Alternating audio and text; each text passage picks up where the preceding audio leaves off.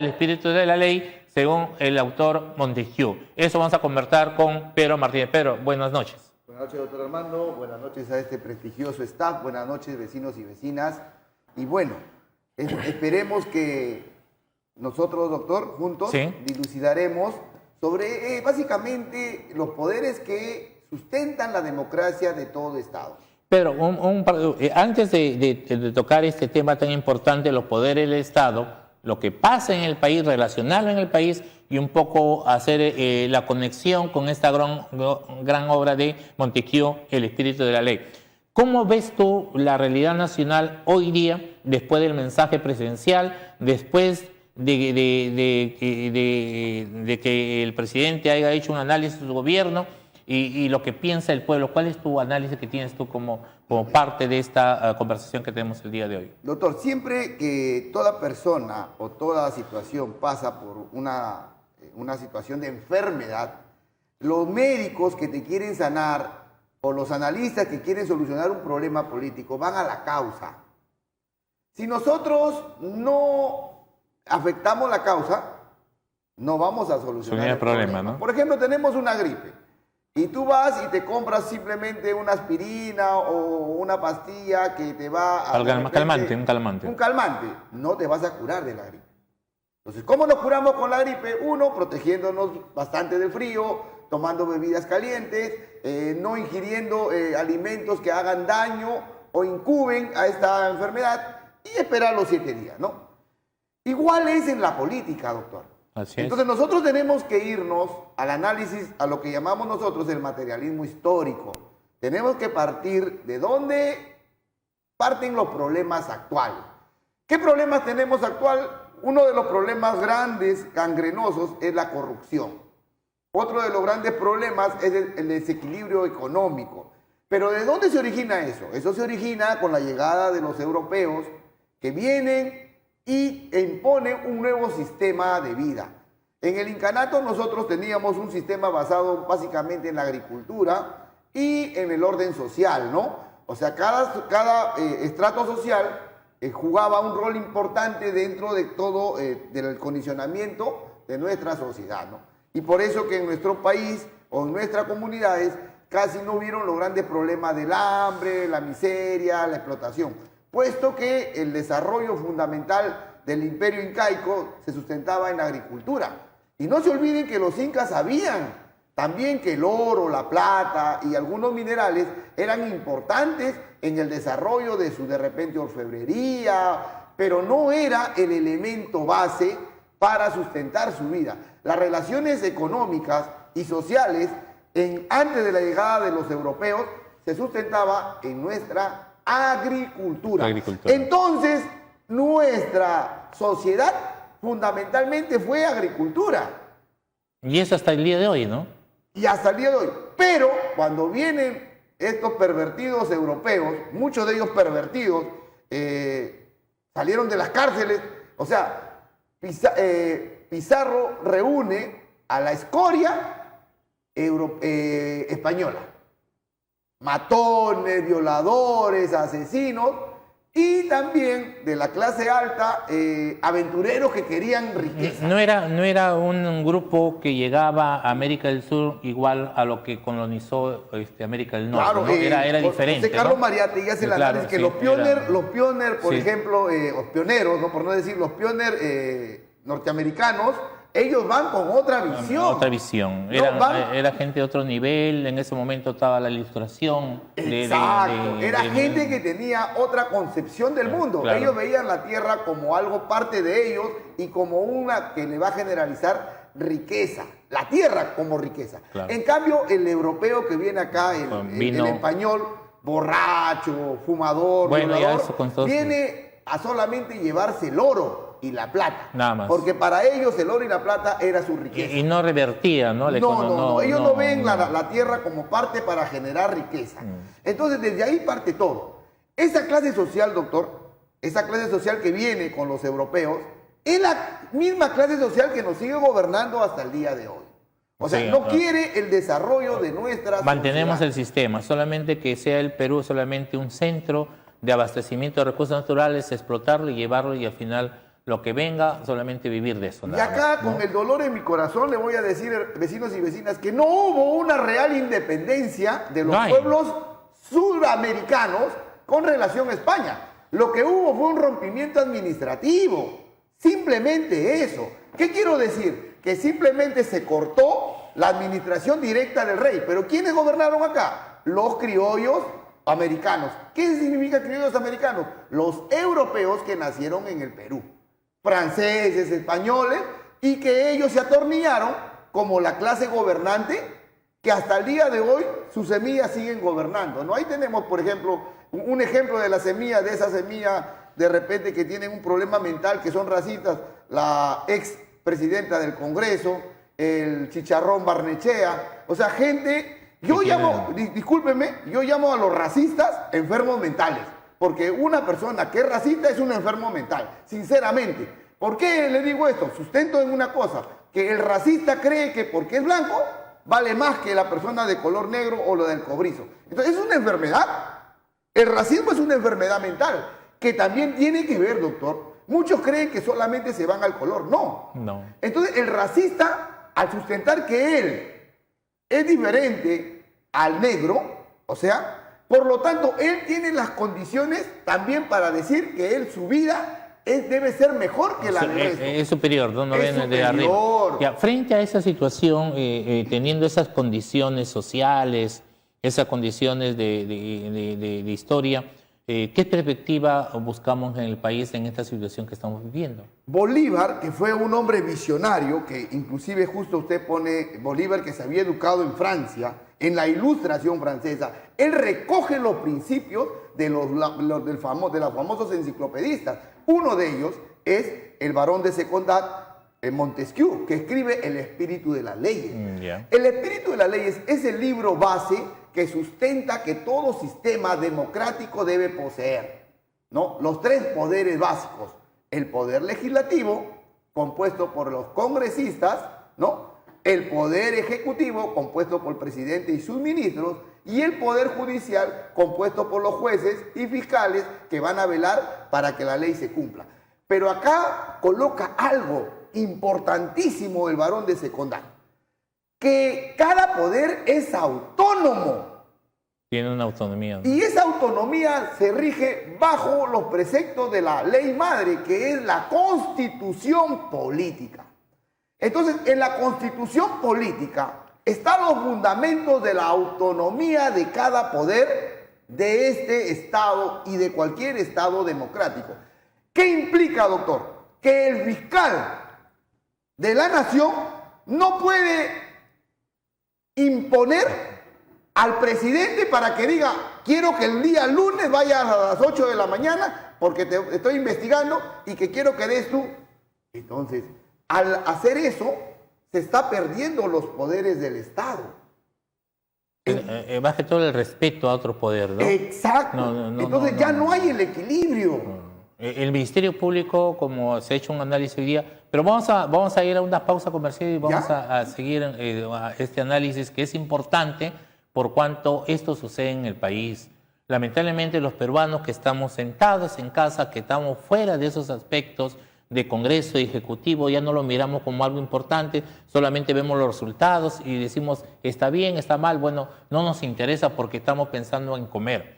Pero yo creo que acá se está violentando los respetos y más que todo la estructura de estos grandes poderes, el poder legislativo, el poder ejecutivo, el poder judicial y por qué no decirle el poder electoral. Vamos a una pausa comercial y volvemos aquí en el análisis de Pedro Martínez frente a la situación política del país y analizando los poderes del Estado a partir de la obra Los Espíritus de la Ley, el espíritu de la ley a partir de este gran personaje histórico como es Montesquieu. Volvemos.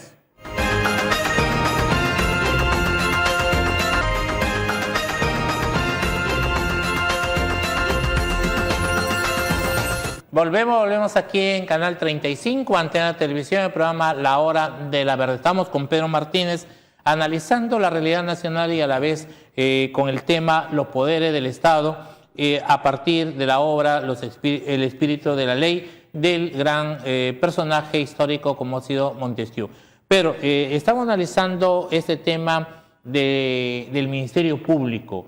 Si bien es cierto, la Constitución lo establece y los reglamentos lo establecen, el presidente, el presidente del Ministerio Público tiene que juramentar en nombre de la ley frente al presidente de la República. No se ha hecho eso, ¿no? No se ha hecho eso. Lamentablemente se ha violentado las normas frente a esa situación.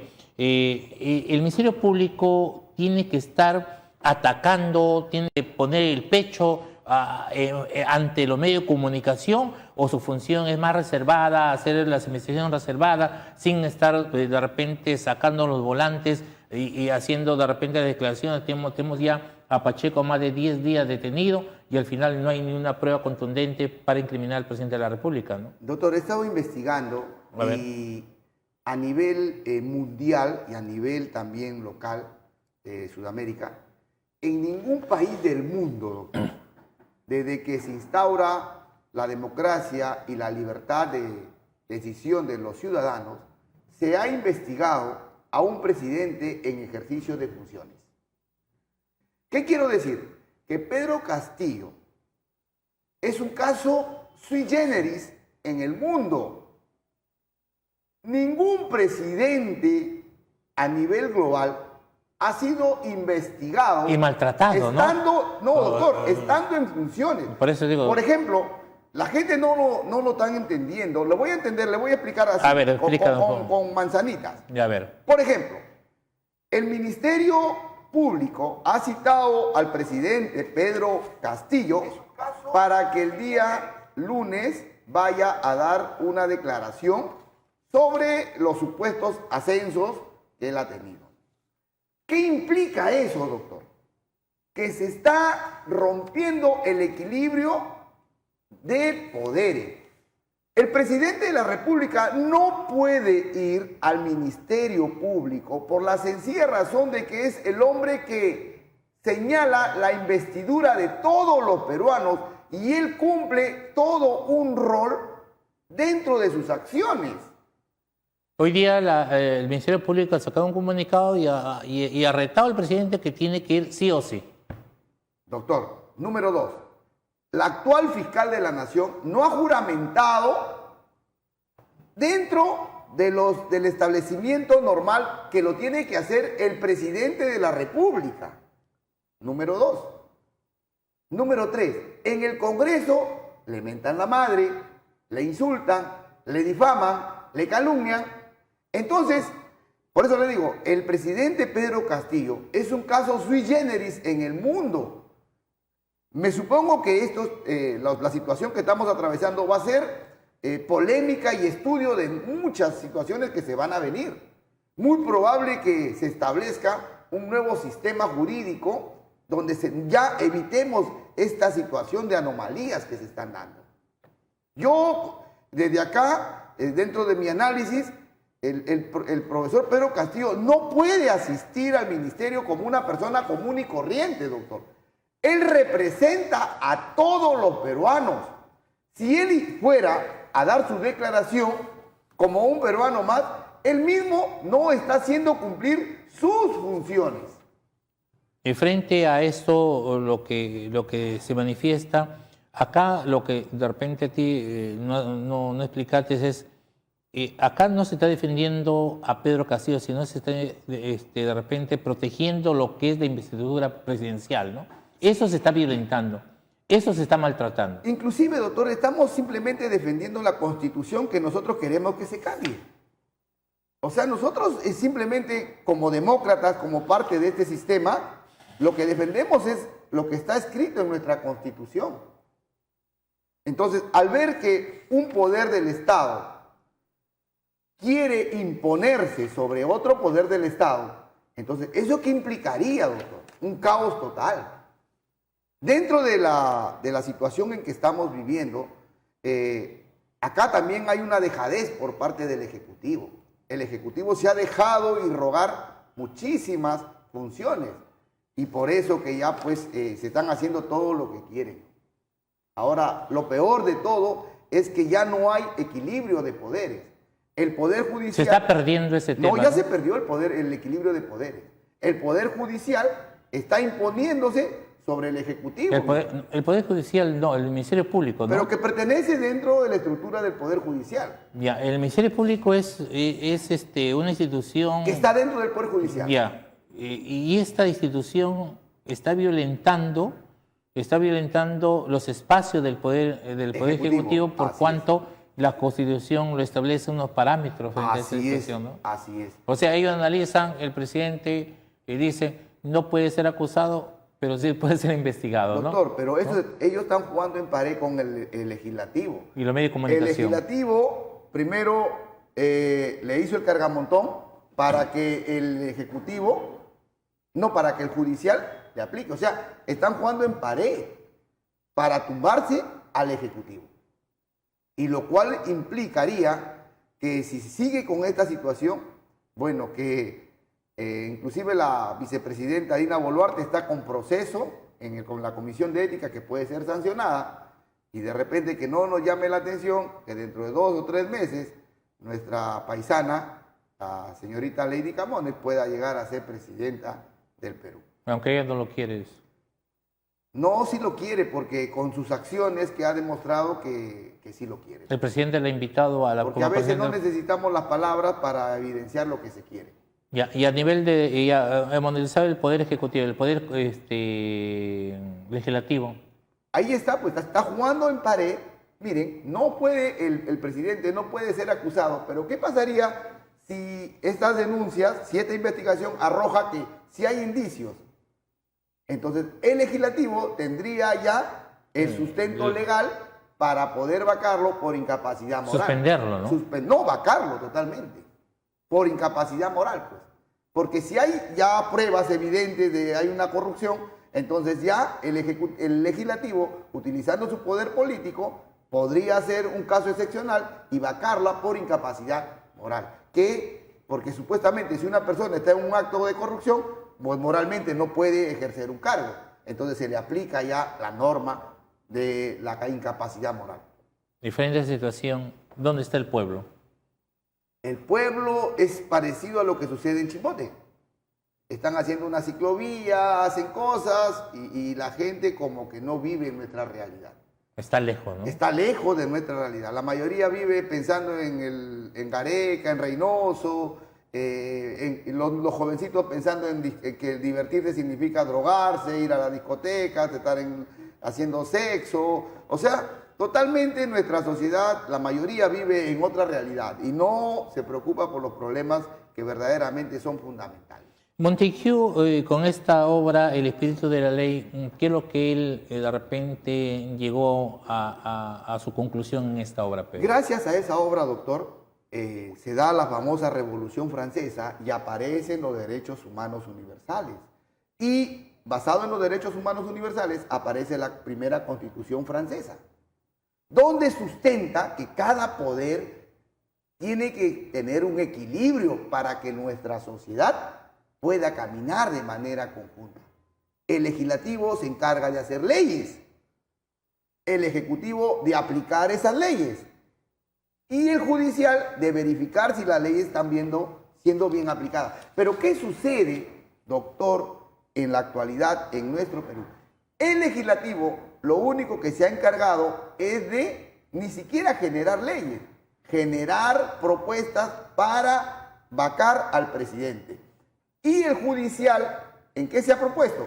En que le tiene que fundamentar el judicial, o sea, la fiscalía, el Ministerio Público, va a tener que hacer el sustento para que el legislativo le vaque al actual presidente. O sea, en otras palabras, jugando en pared. Lo que están buscando es obtener el poder. Lo que están buscando es obtener el poder sin que lo merezcan, porque el pueblo eligió al presidente Pedro Por 5 Castillo, años. Por 5 años, pero desde el primer día que se supo ganador, no lo dejaron. La señora Keiko Fujimori dijo que había hecho trafa, se fueron hasta la OEA, y siempre ha sido esa situación. Todo ha sido el caminar. Para ellos, para el Ejecutivo, para el Legislativo, no existe la problemática actual, ¿no? Del desempleo, de la educación, de los hospitales decaídos. No, para ellos no existe nada. Para ellos lo único que existe es su gran negocio de querer vacarlo a este presidente.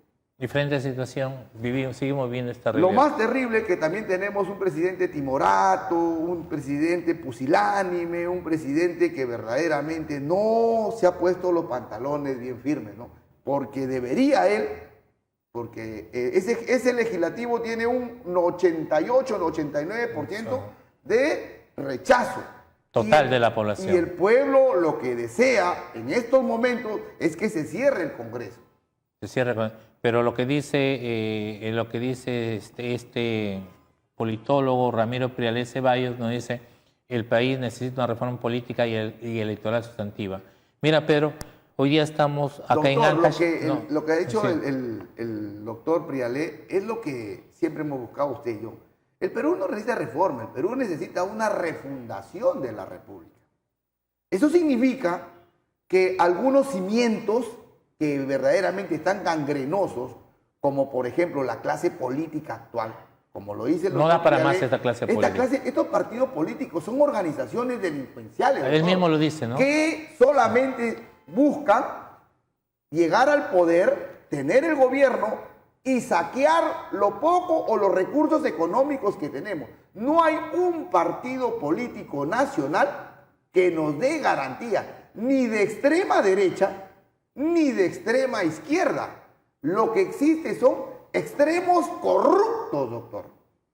No hay extrema derecha, no hay extrema izquierda. Lo que sí existe son el extremismo de la corrupción. Que buscan el poder. Buscan el poder. ¿No ha visto los señores de los lapicitos conjuntamente con los de Fuerza Popular? Unidos. No, No hay ideología, no hay pensamiento no hay socialista, nada, no hay diferencia de clases, no hay el por qué querer de repente llegar al poder para poder de repente ver la problemática nacional y ver el interés nacional y ver el progreso nacional. No hay nada de eso. Doctor, solamente... nosotros hemos venido trabajando las dimensiones que debe poseer un político. Y mucha gente que de repente no lo ha analizado. La evidencia de que el pueblo es ciego al elegir es que han sentenciado a un congresista como violador y hay otro que ha sido denunciado como violador. O sea, eso significa que el pueblo no está evaluando al futuro político. El futuro político tiene que ser evaluado de acuerdo a las dimensiones que hemos hecho Y nosotros. ese análisis lo hemos hecho acá. Acá lo hemos hecho ese análisis. Y ese análisis debería ser un análisis nacional para que nosotros sepamos quién es el que nos va a representar políticamente. ¿Se han dado cuenta que ya hay un sentenciado ya por violación? Y hay un denunciado por violación, mire. En el mismo Congreso. En el mismo Congreso, ¿no? Inclusive, y a la vez también hay un trabajador asesor de una congresista que ha hecho uso de una mujer colombiana dedicada al tema del meretricio. Del meretricio. Le ha puesto pistola en el 100 y la ha violentado sexualmente. Entonces, ¿no? lo que y a la vez tenemos a un tercer vicepresidente del Congreso de la República sentenciado el día de hoy. Ahí está, mire. Esa es la cangrena, este es el tema que es la realidad del país, ¿no? Esa es la lacra política que el doctor Prialé dice, que los partidos políticos son organizaciones delincuenciales, que lo único que están buscando, doctor, es robar el dinero del pueblo. Y por eso lo ven como un botín. Se tiene que hacer la reforma política y electoral sustantiva. Con relación al tema electoral, te decía Pedro, un poco para hacer un análisis, estamos hoy día 3 de agosto. 3 de agosto. 3 de agosto. A 2 meses, ya menos de un día, a 2 meses de que el pueblo vaya y marque y elija a su nuevo gobernador regional, a sus alcaldes provinciales y alcaldes distritales. No tenemos candidatos oficialmente. No tenemos. Oficialmente no hay candidato que venga y diga, yo soy candidato oficialmente por jurado electoral. Es que ¿Qué es lo que está pasando? Ahí está la podredumbre también de las normas. Hay otros intereses. Están jugando muchos intereses económicos. Casi la mayoría de estos que se vayan a Lima para arreglar la situación. Lógico, detrás de eso. El ente electoral. Es algo sucio, ¿no? O sea, todo está orquestado para que ingresen delincuentes. O sea, no solamente el sistema a nivel de los poderes legislativo, ejecutivo, sino también a lo que tú dices, el Poder Judicial, el Ministerio Público, el ente electoral también se presta a esta situación. Se presta a la putrefacción política. ¿Por qué? Porque se lanzan, doctor, porque se lanzan Delincuentes, pues rateros. Gente que verdaderamente ha hecho dinero tipo Samir Villaverde, Karelin López, ¿no? Delincuentes. Y esos delincuentes se presentan con la cara de bonito, pero tienen semejante... ¿Tú crees que el poder político de la región Ancash ya esté comprado ya con un futuro candidato? No creo. Yo creo que hay algunos que sí están trabajando con los clubes de la construcción, con empresarios corruptos, pero yo creo que la voz del pueblo es la voz de Dios. El pueblo es el que tiene que decidir. Y nosotros tenemos que pero este sistema electoral hoy día, 3 de agosto, y a la fecha no hay candidatos oficiales. Es porque están arreglando, pues. Entonces se ha dado cuenta que también el poder electoral está podrido, pues, en sus entrañas. González Prada lo dijo, doctor, en el siglo XIX. Donde pongo el dedo, salta la pus. Significa que todas las instituciones de este Estado caduco están corroídas, están gangrenadas de la corrupción. Y todos solamente ven sus intereses personales, ni siquiera los intereses sociales. Para ellos simplemente es el enriquecimiento personal a costa de la miseria del pueblo. El día de ayer salió una información, un oficio del sistema electoral, llegando a todos los entes electorales especiales del país, diciendo que el 16 y 18 de agosto ya deben terminar todo y oficialmente. ¿Tú crees que el 18 y algunos candidatos que hemos conversado dicen, nosotros a partir del 19 y 20 vamos a hacer nuestra presentación oficial? ¿Tú crees que del 20 de agosto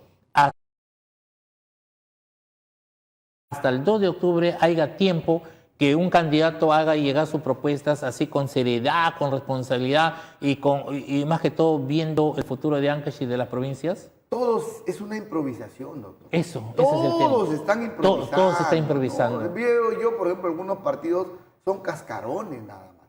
Y ahí viene la teoría de Eduardo Galeano, ¿no? Que vivimos en la cultura del envase. O sea, simplemente son cartoncitos muy bien adornados, pero que por dentro solamente tienen excremento y caca nada más. Y eso, en esa situación débil de un gobierno regional. Creo que no, pero también dentro de este grupo hay algunos candidatos que merecen la oportunidad de gobernar, porque creo que hay gente que sí quiere el desarrollo de su ciudad. Y a ellos hay que apoyarlos, definitivamente, ¿no? Hoy día van a quedar 3 candidatos. 3 candidatos. A la fecha hay 3 candidatos oficiales a nivel del gobierno regional y la provincial. Bueno, ya estamos a la hora, pero gracias por la presencia. La otra semana estaremos analizando las dimensiones del poder para hacer recordar a la población y a la vez tener presente. Nos vemos. Despídete. Hasta luego y la próxima semana analizaremos a los candidatos ya de nuestra región. Bueno, nos vemos el día de mañana aquí en Canal 35, en Televisión, el programa A la Hora de la Verdad. Nos vemos.